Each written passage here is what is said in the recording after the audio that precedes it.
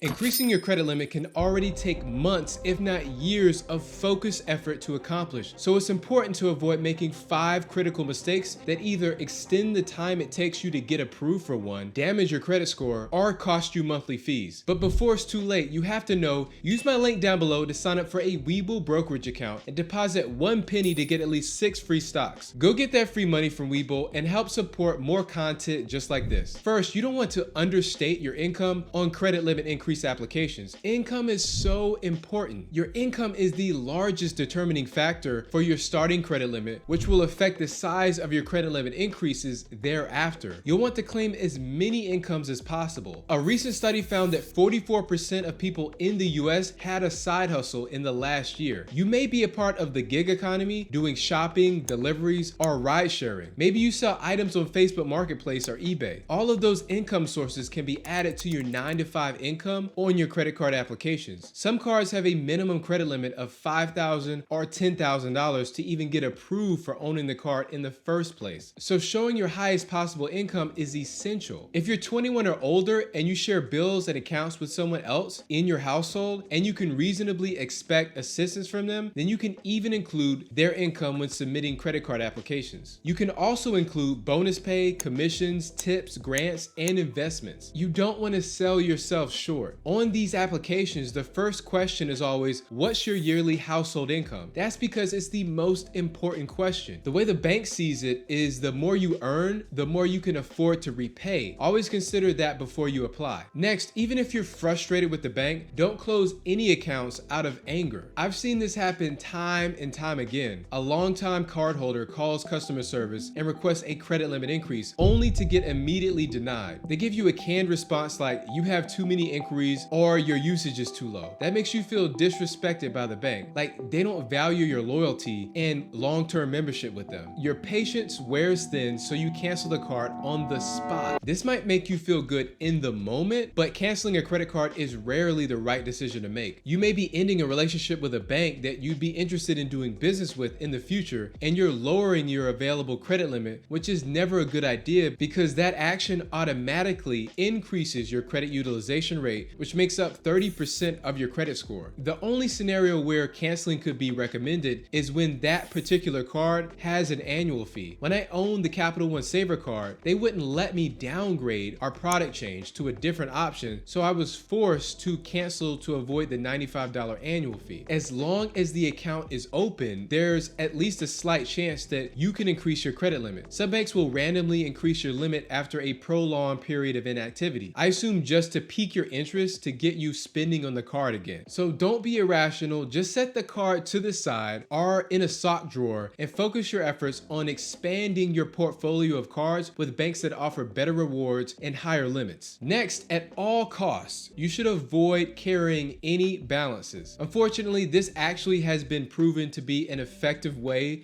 to raise your credit limit with some banks, but at a cost. Carrying a balance will force you to pay interest on your credit cards. I don't think it's worth paying fees just to grow your limit, especially when it can be done completely for free. With the average credit card interest rate being about 16%, carrying a balance will easily negate the value of using that card in the first place. Instead, focus on growing your limit the traditional way. If you bank with a credit union, then focus on building a relationship with them. Open that savings account, direct deposit your paychecks, and prioritize using their loan products. With consumer credit cards, focus on maxing out your usage. Put all of your typical purchases on that card and use any features that your bank is promoting that you can also extract value from, like balance transfers, adding authorized users, and upgrading to more premium cards when the offer is extended to you. And if you're getting value from this video, please hit the like button, and to learn more about cashback cards and to see what you qualify for, I'll have links down below. Moving on, if your bank offers an increase, you'll want to grab it. Don't hold out for a better offer. In some cases, you'll have the option to accept or decline a credit limit increase. You may be offered $500 to as low as $100. And listen, I agree, that's very disappointing, even upsetting, but you should always take what you can get in the moment. When I first signed up for the US Bank Cash Plus card, which I used to earn 5% cash back on utility payments, they started me off with a $500 limit. I could have turned down that astonishingly low, borderline unusable credit limit just on principle, but instead I kept my head down and stuck it out for 6 months while I got some on-time one-time payments and usage on the card until they raise my limit to a more sustainable level of $7,500. I've come across several situations where someone held out thinking they'd receive a better offer by waiting another month or so, but they were given the exact same offer 1 to 3 months later. You might as well take the first offer that's in front of you rather than hoping something materializes later on down the line. Next, don't request an increase when you see or hear hard credit pull language before you apply. Hard pull language sounds something like, "You authorize us to pull a copy of your credit report." Many old school banks will operate this way, so it's something you should look out for. Instead, you'll want to verify the increase request only triggers a soft credit pull. Take a look at the Discover It card. It clearly says these are only soft credit pulls that have no impact on your credit score. Having too many hard credit pulls show up on your credit report can prevent you from getting approved for new credit cards and approved for credit limit increases. For example, Citibank is known to be hard pull sensitive when considering you for an increase, so it's important to keep those to an absolute minimum. Some credit card issuers will only issue a soft pull every time, while others will initiate a soft pull only when an automatic increase is triggered. Either way, it's important for you to know how your credit could be affected before you jump the gun and submit. If you want to know the fastest way to increase your limit from $0 to $20,000 with an average income, then watch this video next. Thank you for watching, and you have a good one.